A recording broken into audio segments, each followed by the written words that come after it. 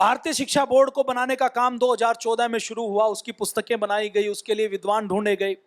और क्योंकि देश में ऐसा बोर्ड जो सरकार की मान्यता से हो और प्राइवेट व्यक्ति चलाए, संस्था चलाए, ऐसा कोई बोर्ड था नहीं, तो शिक्षा विभाग में मिनिस्ट्री ऑफ ह्यूमन रिसोर्स और एचआरडी जिसको बोलते हैं, उसमें परिवर्तन करते करते 2020-21 तक वो बोर्ड बना और अब भारतीय शिक्षा बोर्ड के माध्यम से पूरे देश के विद्यालयों को जोड़कर उनमें परिवर्तन करने की योजना पर पतंजलि योगपीठ काम कर रहा है। अब ये काम कोई सरकार कर सकता है? इस काम में जब बोर्ड बनाने की आवश्यकता थी तो उन्होंने कहा कि बोर्ड कोई संस्था बना सकती है और चला सकती है, इसके लिए हमें 200 करोड़ रुपए की बैंक गारंटी चाहिए, क्योंकि बोर्ड बनाना और चलाना तो कोई आसान काम नहीं है। तो पतंजलि योगपीठ ने 200 करोड़ रुपए, अभी अगर बोर्ड की बात करूं तो इसके ऊपर लगभग 300-400 करोड़ रुपए तो खर्च हो चुके हैं और आगे आने वाले समय में लगभग 10 से 20 हजार करोड़ रुपए खर्च होने हैं, आगे आने वाले समय में जो योजना है। तो पतंजलि का जो टूथपेस्ट आप खरीदते हैं, पतंजलि की जो दंत कांति आप खरीदते हैं, जो बिस्किट आप खरीदते हैं, उससे जो लाभांश होता है वो किसी व्यक्ति को नहीं जाता। तो पतंजलि योगपीठ ने 2014 के बाद प्रधानमंत्री जी से क्या मांगा कि हमें भारतीय शिक्षा बोर्ड दे दीजिए, हम देश की शिक्षा व्यवस्था को बदलने का काम करेंगे। और ये काम सरकार नहीं कर सकती, सरकार करेगी तो आरोप लगेगा कि शिक्षा का भगवाकरण कर रहे हैं, आरोप लगेगा कि नहीं लगेगा? तो जो काम सरकार नहीं कर सकती वो काम पतंजलि योगपीठ करने का काम कर रहा है, उसके बारे में भी एक दिन आपको बताया जाएगा। अब आपको पता था कि भारतीय शिक्षा बोर्ड के माध्यम से इतनी बड़ी योजना है। अच्छा, अपनी आधुनिक शिक्षा में जो बच्चा पढ़ के निकलता है वो हमारे सनातन धर्म को ढोंग आडंबर पाखंड कहता है या नहीं कहता? कहता है ना? क्यों? क्योंकि व्यवस्था ऐसी है। और जो व्यक्ति सनातन धर्म को ढोंग आडंबर पाखंड कहेगा वो डॉक्टर बन सकता है, इंजीनियर बन सकता है, अधिकारी बन सकता है, व्यापारी बन सकता है, लेकिन जो वो बनेगा वो नैतिक तौर पर भ्रष्ट होगा या नहीं होगा?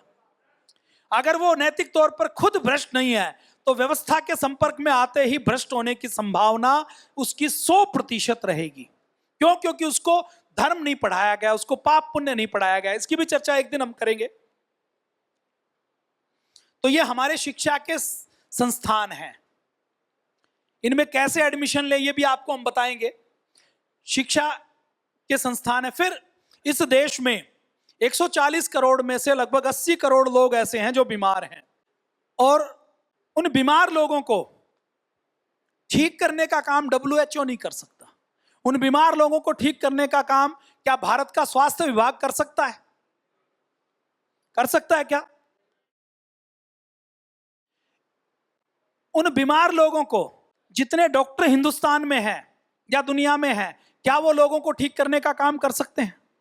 हॉस्पिटल ठीक करने का काम कर सकते हैं? दवाइयां ठीक करने का काम कर सकते हैं? अभी आयुष्मान कार्ड बनाया गया है। आयुष्मान योजना जब लॉन्च की गई तो यह कहा गया कि इससे देश के लोगों को स्वास्थ्य मिलेगा। आयुष्मान योजना से देश के लोगों को दवा मिल सकती है, उनका ऑपरेशन हो सकता है, लेकिन स्वास्थ्य नहीं मिल सकता।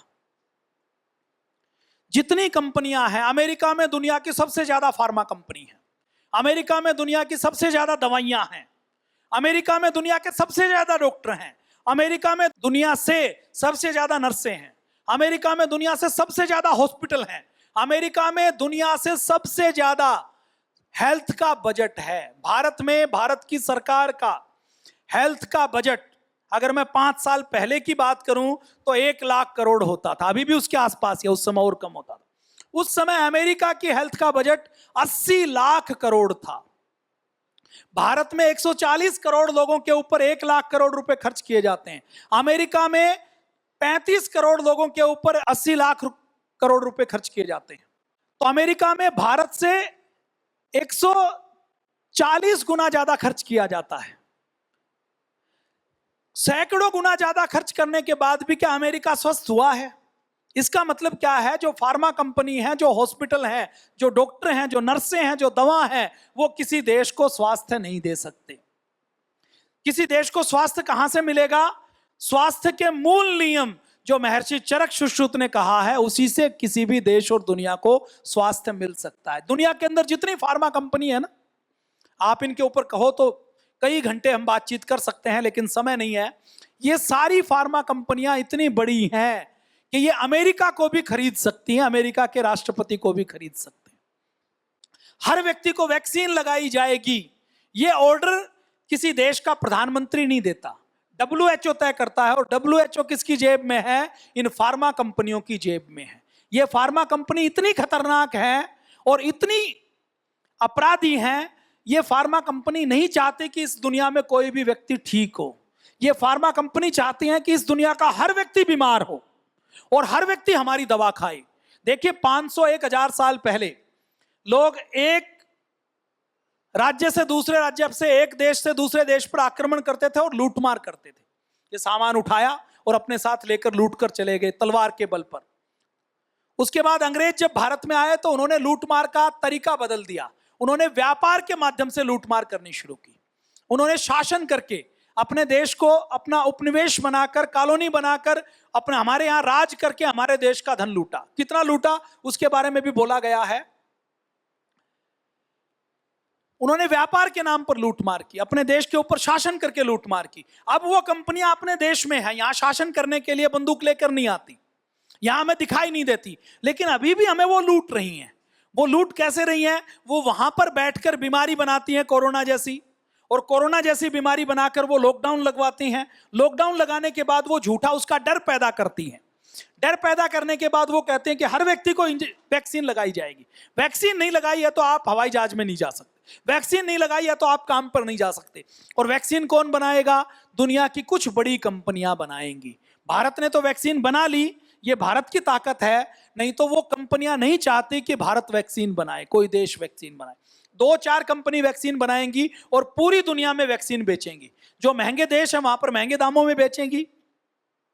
कंपनी को तो पैसा, अगर आपको वैक्सीन फ्री में मिली, कंपनी ने, सरकार ने यदि उसके 1500 रुपए की पेमेंट की, तो सरकार ने तो उसकी पेमेंट किया नहीं की। सरकार ने अपनी जेब से पैसे दिए क्या? सरकार को जो पैसा मिला वो कहां से मिला? आपके और हमारे टैक्स से मिला या नहीं मिला? तो किसकी जेब से पैसा गया? हमारी जेब से गया। अगर वो पैसा उस फार्मा कंपनी को नहीं जाता तो उस पैसे से विद्यालय बन सकते थे, उस पैसे से सड़कें बन सकती थी, उस पैसे से नए रोजगार बन सकते थे कि नहीं बन सकते थे? तो फार्मा कंपनी पूरी दुनिया को चलाने का काम करती है और ये फार्मा कंपनी चाहती है कि इस दुनिया में कोई भी व्यक्ति स्वस्थ ना हो। ये फार्मा कंपनी पहले तो हथियार बनाकर, हथियारों के बल पर, शासन के बल पर लूट करती थी, आज हमें बीमार बनाकर लूटने का काम करती है। आज से 50 साल पहले आपके घर में आपके दादाजी हैं, नाना नानी और दादा दादी किस किस के पास हैं? बताओ हाथ खड़ा कर। और जो गांव में रहते हैं, आपके पिताजी जो 100 साल 90 साल की उम्र के हैं, उनको कभी जीवन में कोलेस्ट्रॉल हुआ? गांव में आपको अभी भी आज हजारों व्यक्ति मिलेंगे ना जिनको कोलेस्ट्रॉल नहीं है, जिनको बीपी नहीं है, जिनको थायराइड नहीं है या नहीं है? लेकिन आज आप चले जाइए, जितने पढ़े लिखे लोग हैं, जितने आधुनिक खान पान को करने वाले लोग हैं, उनके हर व्यक्ति का कोलेस्ट्रॉल बढ़ा हुआ मिलेगा या नहीं मिलेगा? बीपी मिलेगा या नहीं मिलेगा? हार्ट की कोई बीमारी मिलेगी या नहीं मिलेगी? डिप्रेशन होगा, एंजाइटी होगी, नींद नहीं आने की बीमारी होगी, और कुछ नहीं तो पेट खराब मिलेगा, और कुछ नहीं हो तो डिप्रेशन एंजाइटी मिलेगी। महिलाओं की बात करें तो उनको थायराइड मिलेगा कि नहीं मिलेगा? क्या पहले इतनी बीमारी होती थी? जब से हॉस्पिटल बढ़े हैं, जब से दवा कंपनी बढ़ी है, जब से डॉक्टर बढ़े हैं, जब से नर्सें बढ़ी हैं, तब से बीमारी खत्म होनी चाहिए थी या बढ़नी चाहिए थी? अगर हॉस्पिटल और डॉक्टर से इलाज होता तो बीमार कम होने चाहिए थे। पहले हमारे घर में दवाइयों का बजट नहीं होता था, दवाई आती थी, कभी कोई बीमार हो गया तो 10 रुपए की, 20 रुपए की, 50 रुपए की दवाई आती थी, 3 दिन में दवा खत्म हो जाती थी। पहले जो दवा बनती थी वो दवा कंपनी भी ऐसी दवा बनाती थी कि 5 दिन में खत्म हो जाए। जब उन्होंने देखा कि ऐसी दवा जो व्यक्ति 6 महीने 1 साल में खाएगा, उससे तो हम अरबों खरबों रुपए नहीं कमा सकते, दवा ऐसी बनाओ जिसको रोज खाया जाए। रोज खाएगा तो रोज दवा बिकेगी, रोज दवा बिकेगी तो दवा की बिक्री बढ़ेगी। तो दवा कंपनियों ने पिछले 80 सालों में ऐसी बीमारियां बनाई, कोलेस्ट्रॉल बीमारी नहीं है, दवा कंपनियों की बनाई हुई बीमारी है। कोलेस्ट्रॉल की दवा एक दिन खाएगा तो ठीक नहीं होगा, सुबह शाम खानी पड़ेगी।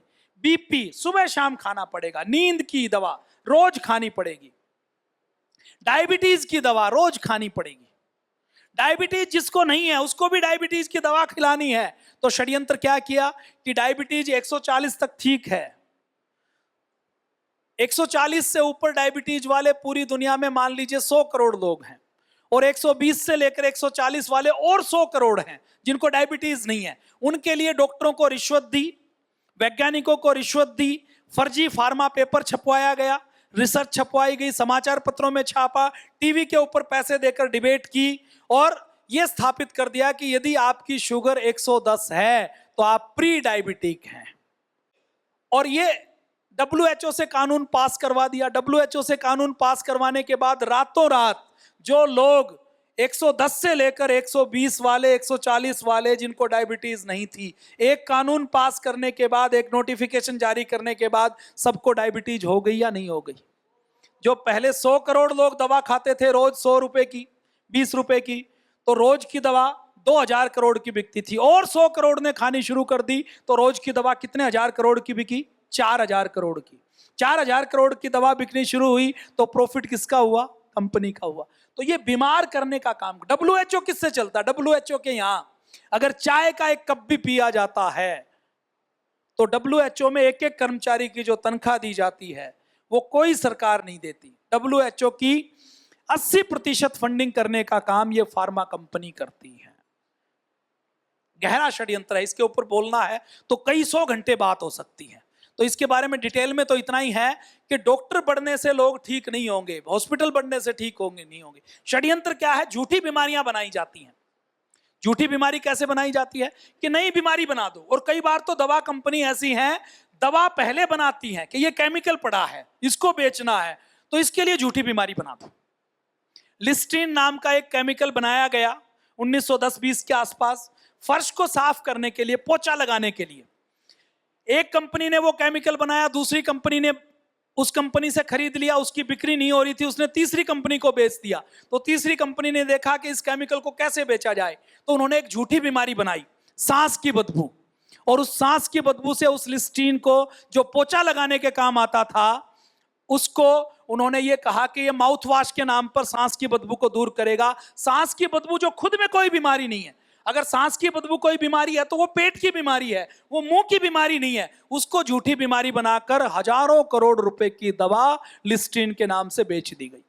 मैं ऐसे आपको 50 उदाहरण दे सकता हूं, खड़े खड़े दे सकता हूं। जैसे कुछ लोगों को पैर हिलता है ना, कई बार पैर में तनाव होता है, तो एक बीमारी बना दी गई कि अनरेस्ट लेग सिंड्रोम, कि जिनका पैर हिलता है, जो बच्चे कुछ ज्यादा भागदौड़ करते हैं, हाइपर एक्टिव होते हैं, तो उनके लिए बीमारी बना दी गई हाइपर एक्टिविटी। कुछ लोग जिनको समाज में जानते हुए शर्म आते हैं, हर व्यक्ति का स्वभाव अलग अलग होता है ना, तो उनके लिए बीमारी बना दी गई कि तुम तो शर्मीले हो, तो उनकी शर्म की एक बीमारी बना दी गई। अलग अलग बीमारियां बनाई जाती है, इनकी एसोसिएशन बनी हुई है, वो एसोसिएशन बीमारी बनाती है, WHO प्रोटोकॉल बनाता है, फिर डॉक्टर उस बीमारी का नाम देता है, फिर दवा खिलाई जाती है। तो ये बहुत गहरा षड्यंत्र है। तो पतंजलि ने इस षड्यंत्र का उत्तर देने के लिए संस्थान बनाए हैं, पतंजलि वेलनेस, जो हमारे आरोग्य और वेलनेस के संस्थान है। योगग्राम, पतंजलि चिकित्सालय, हमारा पतंजलि वेलनेस यहां पर फेज 1 में, फेज 2 में है, योगग्राम में है, वेदा लाइफ है। ये हमारे वेलनेस के सेंटर है, जहां पर पतंजलि वेलनेस के माध्यम से सुबह से लेकर शाम तक आहार चिकित्सा से, योग से, आयुर्वेद से, नेचुरोपैथी से, 250 प्रकार की थेरेपी से जिन बीमारियों का इलाज पूरे WHO के पास नहीं है, वो ये कहता है कि हम बीपी को, थायराइड को, कोलेस्ट्रॉल को, डायबिटीज को, दमा, अस्थमा को केवल कंट्रोल कर सकते हैं, क्योर नहीं कर सकते। उन बीमारियों को यहां पर क्योर करने का काम किया जाता है। आप में से ऐसे कौन कौन लोग हैं जिनकी योग से कोई बीमारी दूर हुई है? आपकी कक्षा में ऐसे कौन लोग हैं जिनकी कक्षा में कोई बीमारी दूर हुई है? नीचे कर लीजिए। बीमारी दूर होती है ना, इसमें कोई ढोंग आडंबर पाखंड नहीं है ना। लेकिन फिर भी एक कानून बनाया हुआ है, drug and magic remedies act, Patanjali ने ठीक कर दिया। तो इस देश के अंदर कानून है कि आप ये नहीं कह सकते कि आपने बीपी ठीक कर दिया, आपने डायबिटीज ठीक कर दिया। आपने अगर ये कह दिया कि मैंने बीपी ठीक कर दिया तो आपको उठाकर जेल में डाल दिया जाएगा। एक कानून बना दिया, उस कानून से आप ये कर नहीं सकते। षड्यंत्र कैसे होते हैं इसकी भी हम बातचीत करेंगे अलग विषय में। तो पतंजलि वेलनेस योगग्राम, पतंजलि वेदा लाइफ, पतंजलि वेलनेस मोदी नगर ऋषिकेश, यहां पर असाध्य रोगों का भी इलाज किया जाता है, उनको डी रूट किया जाता है। अच्छा, कोई कंपनी ये चाहेगी कि किसी की डायबिटीज बीपी ठीक हो जाए। डायबिटीज बीपी ठीक हो गया तो दवा खाना बंद कर देगा, दवा खाना बंद कर देगा तो बिक्री कम हो जाएगी। और कंपनी जो बनाई गई है वो लोगों को ठीक करने के लिए नहीं बनाई गई, वो कंपनी केवल और केवल दवा बेचने के लिए बनाई गई है। और कोई भी कंपनी जो दवा बेचने के लिए काम करती हो, क्या वो चाहेगी कि मेरी दवा कम बिके? वो तो ये चाहेगी, रोज दिन रात वो सुबह उठकर क्या प्रेयर करेगा, जो दवा बनाता है वो क्या प्रेयर करेगा कि बीमार हो जाएं लोग तो मेरी दवा ज्यादा बिके। करेगा कि नहीं करेगा? तो ये सारी दवा कंपनियां हैं, ये स्वास्थ्य कंपनियां नहीं हैं। पतंजलि चिकित्सालयों के माध्यम से देश के 300 जिलों में पतंजलि चिकित्सालय बनाए गए हैं, जहां पर हमारे बीएमएस वैद्य बैठते हैं, जो लोगों को निशुल्क योग व आयुर्वेद के परामर्श देने का काम करते हैं।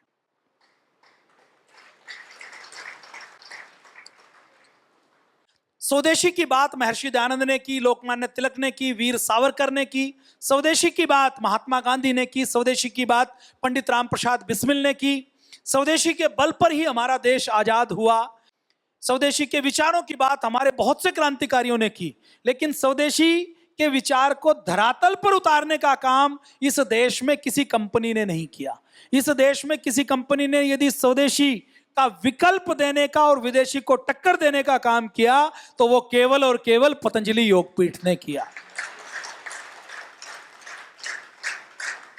हमारी दातुन बहुत अच्छी है, हमारा दंत मंजन बहुत अच्छा है। आपके घर में हमारे एक भाई हैं तिजारा वाला जी, उनका लीवर ट्रांसप्लांट हुआ, तो उनसे एक दिन बातचीत चल रही थी, तो उन्होंने कहा ये जो डेंटिस्ट के पास जाते हैं ना, ये तो बहुत बड़ा खतरा है, क्योंकि डेंटिस्ट में वो जो पानी आता है ना, उसकी कभी सफाई नहीं होती। सफाई होती है तो सीमित हो सकती है, पूरी तरह से इन्फेक्शन फ्री नहीं हो सकता। तो वो कहते हैं मेरा लीवर ट्रांसप्लांट हुआ है, मेरे को अगर इन्फेक्शन हो गया तो मैं बच नहीं सकता। मैंने कहा कि आपके दांत कैसे ठीक होते हैं? वो कहते हैं मैं कुछ नहीं करता, सामान्य मंजन करने के साथ साथ हल्दी और नमक मिलाया हुआ उसका कुरला करता हूं, वो सबसे बेस्ट है, मुझे दांत के डॉक्टर के पास जाने की जरूरत ही नहीं पड़ती। आपके घर में आपको बहुत से ऐसे लोग मिलेंगे, आपके दादा परदादा जो ब्रश भी नहीं करते लेकिन उनके दांत ठीक है। मेरे दांत भी मैंने अभी 4-5 साल पहले तक जब मैं चेक करवाता था तो डॉक्टर ने कहा कि आपके दांत ठीक है। और मुझे ध्यान है कि बचपन में 7वीं 8वीं कक्षा की तक तो हमारे गांव में ब्रश करने का कोई कल्चर ही नहीं था, ब्रश रोज करते ही नहीं थे, तो हम भी नहीं करते थे। हमारे दांत ठीक है, लेकिन हम आज अगर 8 साल के बच्चे के देखते हैं तो उनके दांत खराब मिलते हैं। क्यों? क्योंकि वो कोलगेट करते हैं, वो विदेशी कंपनी की कोलगेट करते हैं। वो कोलगेट जिन्होंने पहले चारकोल का विरोध किया, नमक का विरोध किया, हल्दी का विरोध किया, नीम का विरोध किया, तुलसी का विरोध किया, अकेली पतंजलि ऐसी कंपनी है जिसने विदेशी कंपनी को भी वेद शक्ति लॉन्च करने के लिए मजबूर कर दिया। कोलगेट ने भी जब देखा कि पूरी दुनिया आयुर्वेद की शरण में है तो उसने वेद शक्ति लॉन्च किया। वेद का नाम लेना पड़ा, उसका सहारा लेना पड़ा। तो हमने स्वदेशी के विचार को धरातल पर उतारने का काम किया। Divya pharmacy, Patanjali Ayurveda limited, Patanjali food and herbal park, Patanjali Tezpur, Patanjali Maharashtra, Patanjali दूध डेयरी, पतंजलि परिधान, पतंजलि सोलर एनर्जी, ये हमारे स्वदेशी के संस्थान हैं। ये हमारे ट्रस्ट, दिव्य योग मंदिर ट्रस्ट की स्थापना 5 जनवरी 1995 में हुई। पतंजलि योगपीठ ट्रस्ट की स्थापना 4 फरवरी 2005 को हुई। भारत स्वाभिमान ट्रस्ट की स्थापना 5 जनवरी 2009 को हुई। पतंजलि रिसर्च फाउंडेशन की स्थापना 4 अगस्त 2010 को हुई। पतंजलि ग्रामोद्योग ट्रस्ट की स्थापना 5 जनवरी 2011 को हुई। महिला पतंजलि योग समिति की स्थापना 17 नवंबर 2023 को की गई। ये तो रजिस्ट्रेशन की डेट है। दिव्य योग मंदिर ट्रस्ट परम पूज्य स्वामी जी महाराज 1995 से पहले से ही सेवा कर रहे हैं। उस समय हमारे ट्रस्ट का नाम विश्व ज्ञान मंदिर था। यह हमारा पुराना ट्रस्ट है। परम पूज्य स्वामी जी महाराज ने जहां से यात्रा शुरू की, ये जो लाल बिल्डिंग आप देख रहे हैं, ये क्रांतिकारियों की शरण स्थली रहा है। विश्व ज्ञान मंदिर के रूप में हमारे दादा गुरु गुरुदेव कृपालुदेव जी महाराज, ऐसे हमारे संत थे, ऐसे क्रांतिकारी थे जो आध्यात्मिक होने के साथ साथ क्रांतिकारी भी थे। ये जो विश्व ज्ञान मंदिर, दिव्य योग मंदिर ट्रस्ट आप देख रहे हैं, इस आश्रम की स्थापना हमारे दादा गुरु गुरुदेव कृपालु देव जी महाराज ने की। गुरुदेव कृपालु देव जी महाराज ने देश की आजादी की लड़ाई में भी भागीदारी की। ये विश्व ज्ञान मंदिर उस समय जो कार्यकर्ता था, उस समय महात्मा गांधी के साथ, लोकमान्य तिलक के साथ, रास बिहारी बोस के साथ हमारे दादा गुरु का संपर्क था। आप जब कई बार देखते हैं ना कि परम पूज्य स्वामी जी महाराज इतने क्रांतिकारी क्यों हैं, क्योंकि परम पूज्य स्वामी जी महाराज महर्षि दयानंद के शिष्य हैं। परम पूज्य स्वामी जी महाराज के गुरुदेव, हरिद्वार में भी जो उनको गुरु मिले, वो गुरुदेव कृपालु देव जी महाराज क्रांतिकारी संत हुए हैं, क्रांतिकारी योद्धा हुए हैं। तो हमारी रगों में जो खून है, जो डीएनए है, हमारी जो विचारधारा है, वो क्रांतिकारियों की विचारधारा है। परम पूज्य स्वामी जी महाराज, पूज्य आचार्य जी का जन्म साधारण किसान परिवार में हुआ, अत्यंत साधारण किसान में। पूज्य स्वामी जी महाराज का जन्म तो ऐसे गांव में हुआ जहां पर रोड भी नहीं बनी हुई पक्की, रेलगाड़ी नहीं जाती, ऐसे गांव में जो बहुत पिछड़ा गांव माना जाता है। साधारण किसान परिवार में जन्म हुआ। बचपन में विपरीत परिस्थितियों में पढ़ाई लिखाई, खेत का काम करना, टूटे हुए टायर की चप्पल पहनना, एक ही जोड़ी में स्कूल में जाना, सरकारी स्कूल में पढ़ना, इससे पूज्य स्वामी जी महाराज की यात्रा शुरू हुई। तो इस प्रकार से पूज्य स्वामी जी महाराज के बचपन में उनके यहाँ आर्य समाज के एक सन्यासी आए, स्वामी सोमानंद जी महाराज। उन्होंने महर्षि दयानंद के बारे में, यज्ञ के बारे में, योग के बारे में, क्रांतिकारियों के बारे में, गुरुकुल के बारे में बताया। तो पूज्य स्वामी जी महाराज के जो जन्म जन्मों के संस्कार थे वो जागृत हो गए और उनके मन में इच्छा हुई कि मुझे तो गुरुकुल में पढ़ना है। माता पिता ने खुद कभी गुरुकुल नहीं देखा था, आसपास कोई गुरुकुल नहीं था, तो उन्होंने कहा कि हमारे पास कोई व्यवस्था नहीं है, यहीं पर पढ़ना होगा। तो पूज्य स्वामी जी महाराज ने अपने घर से पहली बार बिना बताए अपने पिताजी के 82, 80, 85 रुपए लिए और घर छोड़कर निकल पड़े। घर छोड़कर निकले तो पहले हरिद्वार पहुंचे कि हरिद्वार के अंदर गुरुकुल होंगे, बहुत से आश्रम और मंदिर हैं। यहां पहुंचे तो यहां पर जो 2-4 गुरुकुल चलते थे, उन्होंने कहा कि आपकी अभी दाढ़ी मूछ नहीं आई, हम तो बड़े बच्चों को गुरुकुल में लेते हैं। फिर दूसरे गुरुकुल में पढ़े, उन्होंने कहा कि हम तो छोटे बच्चों को लेते हैं, आपकी तो थोड़ी थोड़ी दाढ़ी मूछ आ गई। फिर वहां पर खानपुर में एक पूज्य आचार्य प्रद्युमन जी महाराज का गुरुकुल था, उस गुरुकुल में पहुंचे, उन्होंने कहा कि हम आपको पढ़ाएंगे। और वहां पर पूज्य स्वामी जी महाराज ने पढ़ना शुरू किया, विद्या अध्ययन शुरू किया। लॉर्ड मैकाले की शिक्षा व्यवस्था को ठोकर मारकर गुरुकुल की शिक्षा व्यवस्था, जो बिना डिग्री की शिक्षा व्यवस्था है, उससे पढ़ना शुरू किया। और पढ़ते पढ़ते वहां पर विद्या अध्ययन किया। उसके बाद गुरुकुल कालवा जींद में पूज्य आचार्य बलदेव जी महाराज के पास पहुंचे, वहां से वेद दर्शन उपनिषद की, व्याकरण की पढ़ाई की, आचार्य तक की शिक्षा ग्रहण की। देखिए, अपने भारत में जो शिक्षा व्यवस्था होती थी, उस शिक्षा व्यवस्था में डिग्री नहीं दी जाती थी। आज किसी के ज्ञान का मूल्यांकन किससे किया जाता है कि डिग्री क्या है। डिग्री है लेकिन ज्ञान नहीं है। हमारे पास बहुत से व्यक्ति आते हैं, बीए की है, एमए किया है, जब हम उनसे कहते हैं कि एक एप्लीकेशन लिखो, तो उस एप्लीकेशन की मात्राओं में 5 गलतियां कर देते हैं। तो बीए एमए करने के बाद भी यदि कोई 4 लाइनें शुद्ध नहीं लिख सकते, तो वो डिग्रीधारी तो है लेकिन ज्ञानवान नहीं है, योग्य नहीं है। तो पुराने भारत में डिग्री नहीं दी जाती थी, गुरु तय करता था कि मेरे शिष्य के ज्ञान का स्तर क्या है, फिर उसको समाज के बीच में भेजा जाता था और समाज उसके ज्ञान के आधार पर उसका सम्मान करता था, डिग्री के आधार पर सम्मान नहीं करता था। ये डिग्री के आधार पर जो सम्मान देने की परंपरा है, ये अंग्रेजों ने शुरू की। ये विदेश की परंपरा है, ये भारत की परंपरा नहीं है। ये जो औपचारिक परीक्षा लेने की परंपरा है, ये अंग्रेजों की परंपरा है, अपने यहाँ की परंपरा नहीं है। अपने रामकृष्ण के पास कोई डिग्री नहीं थी, तुलसीदास के पास कोई डिग्री नहीं थी, कालिदास के पास कोई डिग्री नहीं थी। आज तुलसीदास और कालिदास के ऊपर लोग पीएचडी करते हैं, डिग्री करते हैं। तो भारत में क्या था, डिग्री का सम्मान नहीं था, कागज का सम्मान नहीं था, ज्ञान का सम्मान होता था। और केवल ज्ञान का सम्मान भी नहीं था, ज्ञान के साथ व्यक्तित्व, चरित्र और आचरण को देखा जाता था। ज्ञान तो है लेकिन यदि अहंकार है तो सम्मान नहीं होगा। ज्ञान तो है लेकिन ज्ञान के साथ लोभ लालच है तो सम्मान नहीं होगा। ज्ञान है लेकिन ज्ञान के साथ यदि चरित्र ठीक नहीं है तो सम्मान नहीं होगा। रावण भी 4 वेदों का ज्ञाता था, सोने की लंका थी, धनाढ्य बहुत था, ज्ञानवान बहुत था, लेकिन भारत ने उसको आदर्श नहीं बनाया। भारत ने राम को आदर्श बनाया, जिसने सिंहासन को ठोकर मारी थी, जिसके पास सोने की लंका नहीं थी। तो हमारे यहां आदर्श किसको माना जाता है? तो पूज्य स्वामी जी महाराज ने बिना डिग्री की पढ़ाई शुरू की। बिना डिग्री की पढ़ाई करते करते उनके मन में हुआ कि मुझे अब गुरु आज्ञा में काम करना है। तो पूज्य स्वामी जी महाराज को आचार्य बलदेव जी ने आज्ञा दी कि कुछ दिन आपको विद्यार्थियों को पढ़ाना है, तो वहां पर पढ़ाया। और जब पूज्य स्वामी जी महाराज और पूज्य आचार्य जी गुरुकुल में मिले, और जब उन्होंने वहां पर विद्या अध्ययन किया, तो विद्या अध्ययन करते हुए पूज्य स्वामी जी और पूज्य आचार्य जी एक बरांडे के अंदर सोते थे। गुरु जी का तखत भी वहीं था, जो 15-20 विद्यार्थी थे। कोई गुरुकुल ऐसा नहीं था कि जिसमें हजारों विद्यार्थी हो। गुरुकुल कैसा? जिसमें 20-25 विद्यार्थी हैं। तखत डले हुए हैं, गुरु जी का तखत भी वहीं पर है, उनका तखत भी वहीं पर है। सर्दियों के अंदर भी रजाई गद्दे की अनुमति नहीं थी। एक ओढ़ने के लिए चद्दर, एक बिछाने के लिए चद्दर, और चद्दर भी लाल वाली वैसी। नंगे पैर रहकर सुबह 4 बजे उठकर गाय का गोबर उठाना, गाय के लिए चारा लेकर आना, दिन भर विद्या अध्ययन किया, यज्ञ करना, यज्ञशाला की सफाई करना, गोबर से उसको लीपना, आश्रम में झाड़ू लगाना। दिन में 3 घंटे 4 घंटे गुरुजी पढ़ाएंगे। उसके बाद बाल्टी उठाकर भिक्षा मांगने के लिए जाना। एक बाल्टी के अंदर सारी सब्जी, हलवा, पूरी जो मिले डाल लेना, रोटियां अलग ले लेना, और उसको साथ मिलकर पहले गुरुजी को खिलाना और उसके बाद खुद ग्रहण करना। ऐसा जीवन पूज्य स्वामी जी महाराज ने जिया है। तो हमारे गुरुजी ऐसे तपस्वी त्यागी हैं।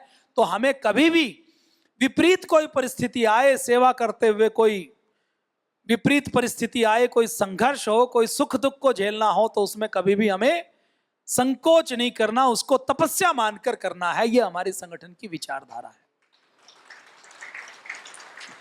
तो पूज्य स्वामी जी महाराज ने ऐसे गुरुकुल में पढ़ाई की।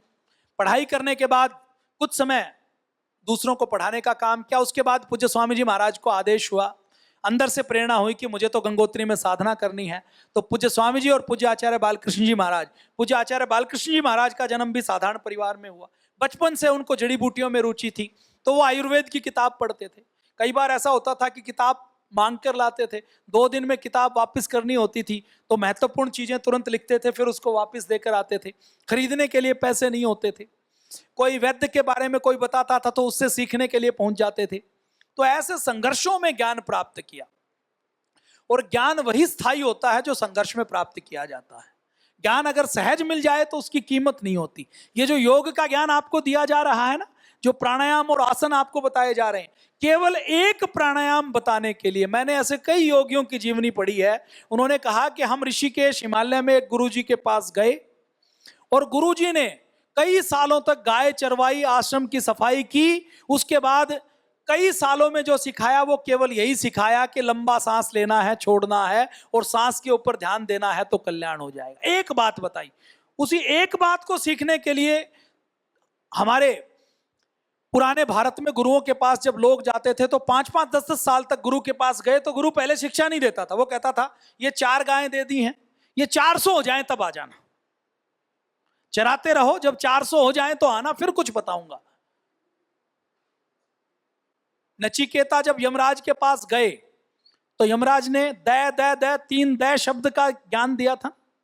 केवल 3 शब्द कहे, और वो जो 2-3 शब्द कहते थे उसी से जीवन का कल्याण हो जाता था। तो आपको तो यहां पर जो सिखाया जा रहा है वो हमारे ऋषियों के लाखों सालों का जो निचोड़ है वो हमें पूज्य गुरुदेव सिखा रहे हैं। ये प्रशिक्षण को सामान्य मत मानिए। आपको ये जो पुस्तकें दी है ना, इनको छोटी पुस्तक मत मानिए। इनके अंदर जो एक एक सूत्र और श्लोक दिया गया है, उसके ऊपर अगर नोबेल प्राइज दिया जाए तो आपको जो पुस्तकें दी हैं उसमें संस्कृत का जो एक एक वाक्य लिखा हुआ है, उस एक एक वाक्य पर कई नोबेल प्राइज दिए जा सकते हैं। इतना गूढ़ ज्ञान है। और मैं अतिशोक्ति नहीं कर रहा, महिमा मंडन नहीं कर रहा। हम तो आर्य समाज को, महर्षि दयानंद को मानने वाले हैं। हम बिना तर्क तथ्य प्रमाण को तो अपने किसी भी बात को कोई विद्वान कहे तो उसको मानने वाले भी नहीं। हम उसमें भी तर्क करते हैं, शंका करते हैं। तो यदि पूज्य स्वामी जी महाराज ने कोई एक श्लोक, एक वाक्य भी आपको देने वाली पुस्तक में लिखा है तो उसका बहुत बड़ा महत्व है। तो ये विश्व ज्ञान मंदिर में पूज्य स्वामी जी महाराज, पूज्य आचार्य जी गंगोत्री पहुंच गए।